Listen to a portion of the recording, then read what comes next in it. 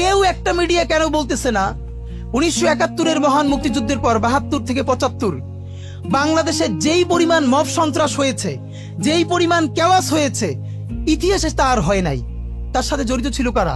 এই যে মুজিব বাহিনীর গুন্ডারা।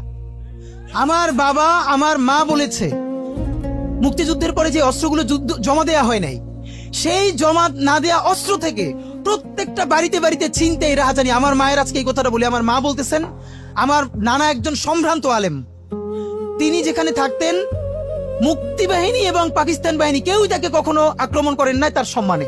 আমার মা খালারা বাসায় ছিলেন, তাকে পুরো এলাকাবাসী দেখিয়ে রেখেছে।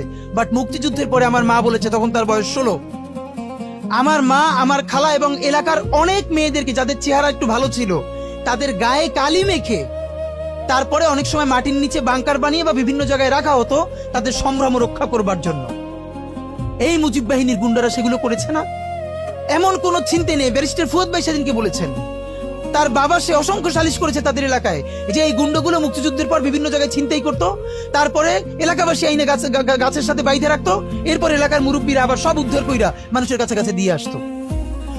হওয়ারই কথা ছিল একটা নতুন রাষ্ট্র, আইন শৃঙ্খলা বাহিনী প্রতিষ্ঠিত হয় নাই, প্রচন্ড কেওয়াজ হবে, তারপরে নতুন রাষ্ট্র গঠন করতে হবে, আইন শৃঙ্খলা বাহিনী ঠিক করতে হবে, স্বাভাবিক তো।